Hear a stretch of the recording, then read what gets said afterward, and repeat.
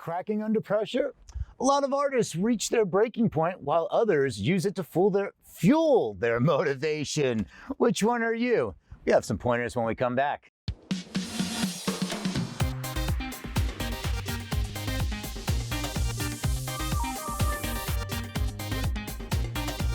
How you doing? Welcome to Music Industry City's New Thoughts, where we take a look at the business from a different perspective. And always joining me today is co-host Stephanie Carlin. So if there's something you'd like to chime in about, let us hear your thoughts in the chat or leave a comment below. And also, we're starting this new thing. You stick around after we roll the closing credits. We do a segment, we roll the credits, and then we're going to magically reappear and hang out in the chat. If you're over on Facebook, Zoom, Twitch, YouTube, wherever you might be viewing this, we're going to come back and you can join the conversation. So let's kind of get to this. So cracking under pressure, there's a lot of us have been going through tons of pressure, especially with everything that's been going on over the last year, and we're almost coming up to the 1-year anniversary.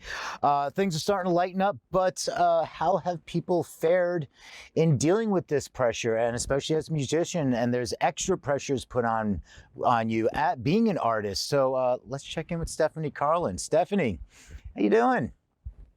Hey, Peter. I am so psyched to be back. Fantastic. Yeah, we've missed you. It's been a few weeks.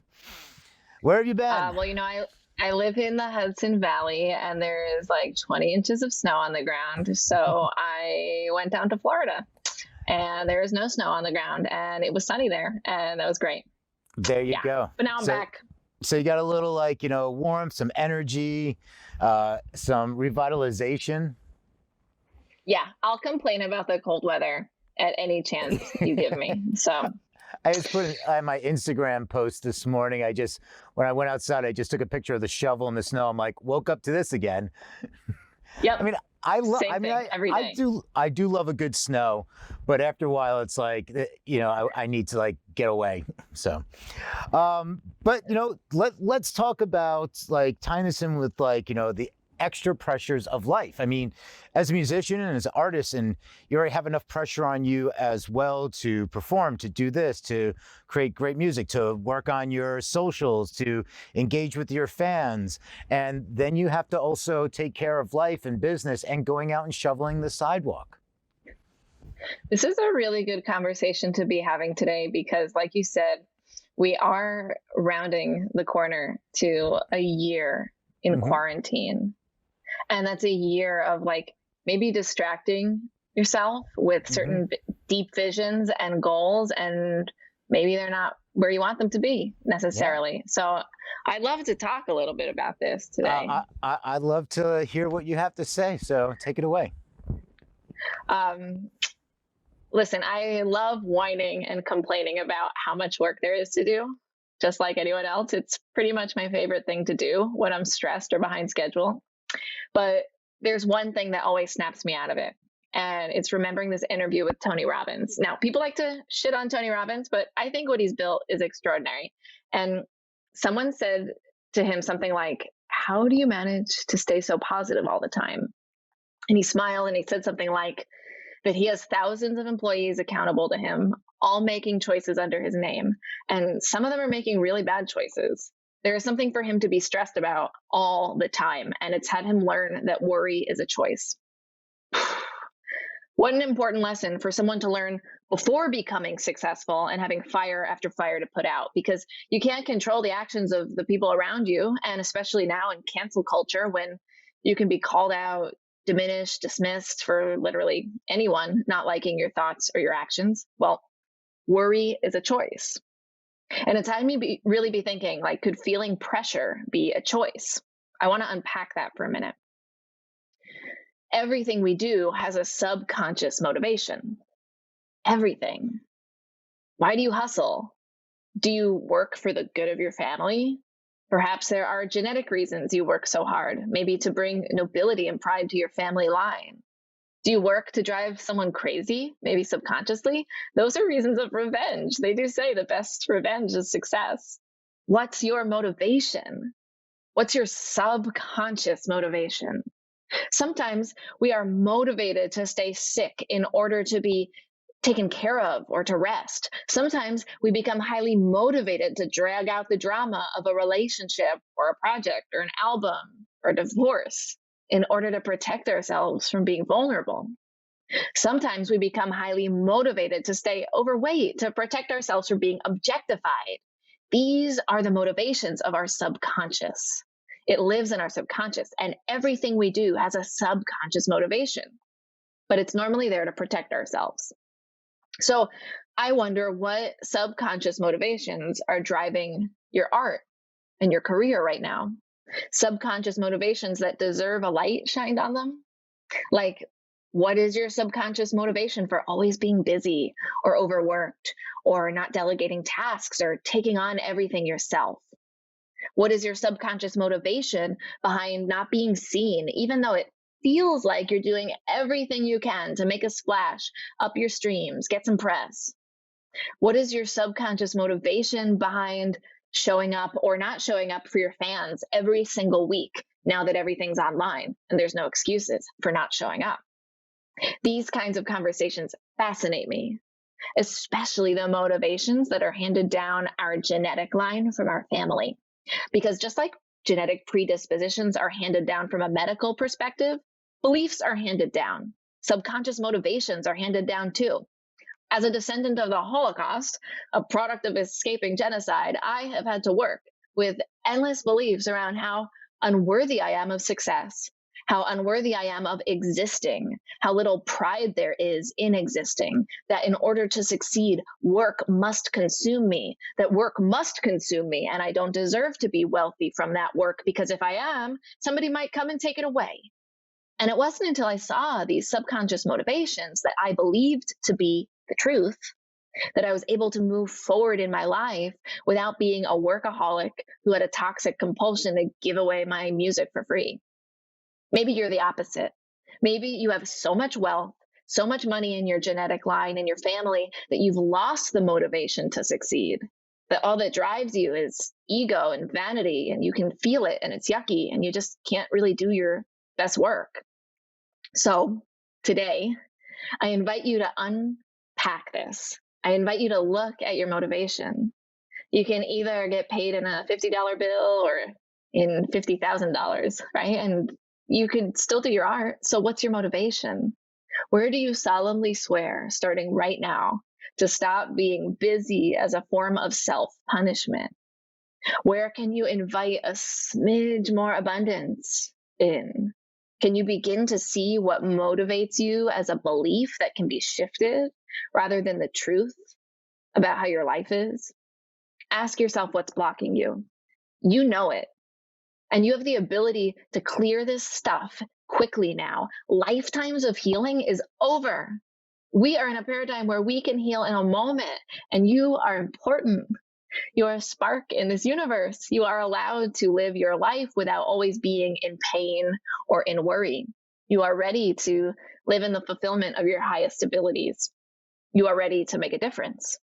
This world needs you to make a difference without being addicted to hustle, without being addicted to business, without being addicted to worry or stress or complaint.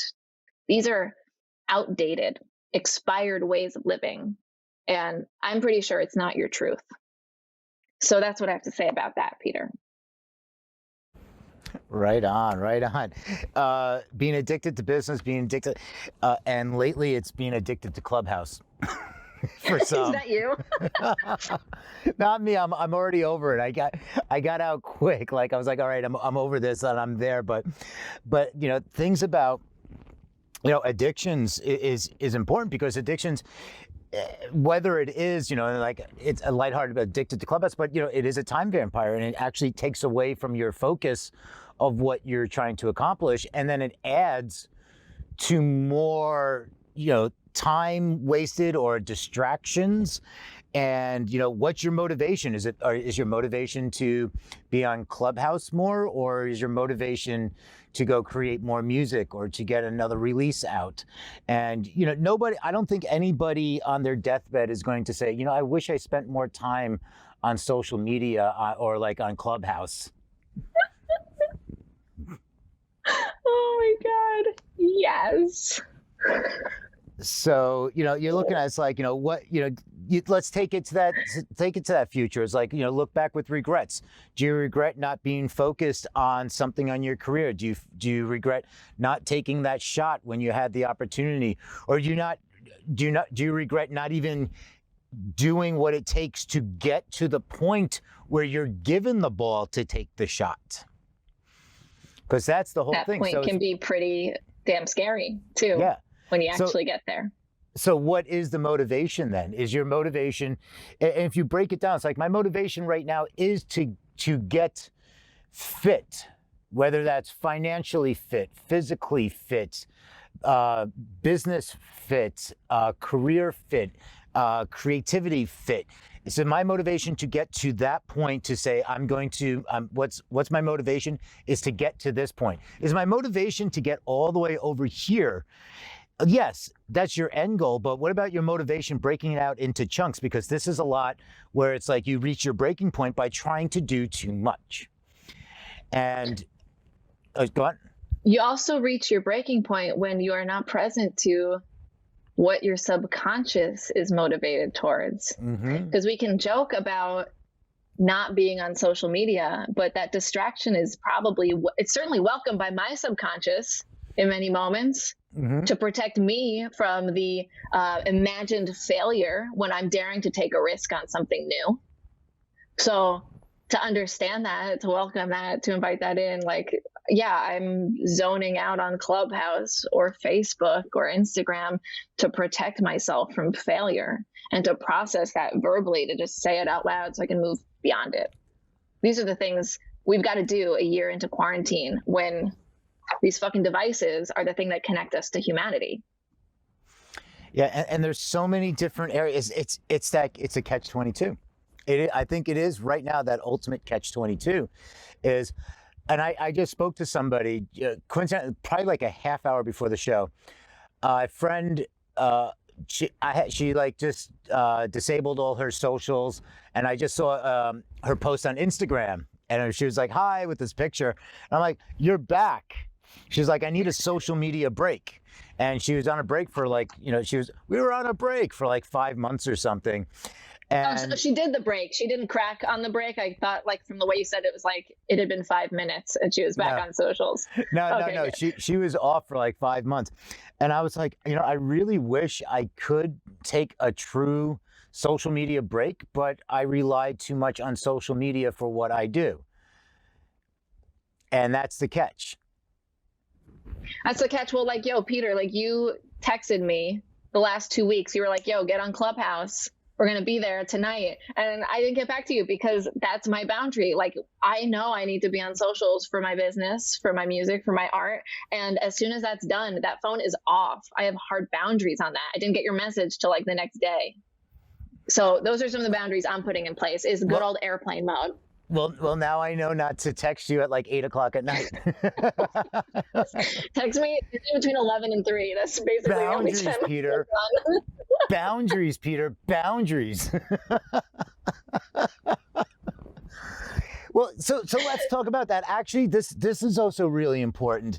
The boundaries is very important of your time, and what you're doing is fantastic.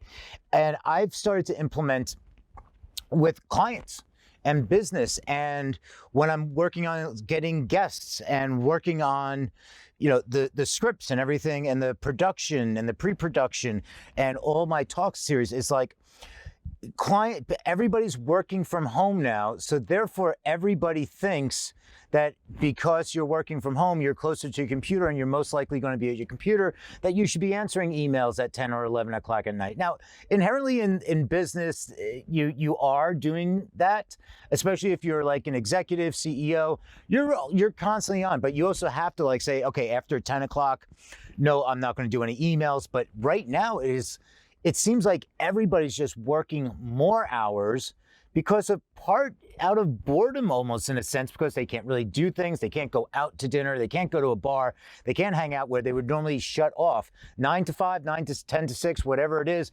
Go out to have some drinks with your coworkers or friends after work. You're kind of that phone's more away than if you're sitting in front of a TV saying, well, I can't do anything anyway, so might as well take care of the emails and respond to people. And now that's setting a precedent. And my thing was always, even when we were 9 to 5, is I don't respond to an email after 5 o'clock on a Friday. I won't respond to an email at 5 o'clock on a Friday. I will not respond to an email on Saturday at all, unless it's like the most intense emergency. And Sunday, because I would do email Sunday just to prep for the week, 6 p.m. Sunday is when I would pick up and start emailing. So if you send me an email at 5 o'clock on Friday, and actually I think I changed it to like 4 or 3 at one point, was like, no, you're not getting a response, because I don't want to get into a conversation with you as I'm wrapping up this and I'm going to move on to the next phase of what I need to accomplish. That simple boundary is so powerful.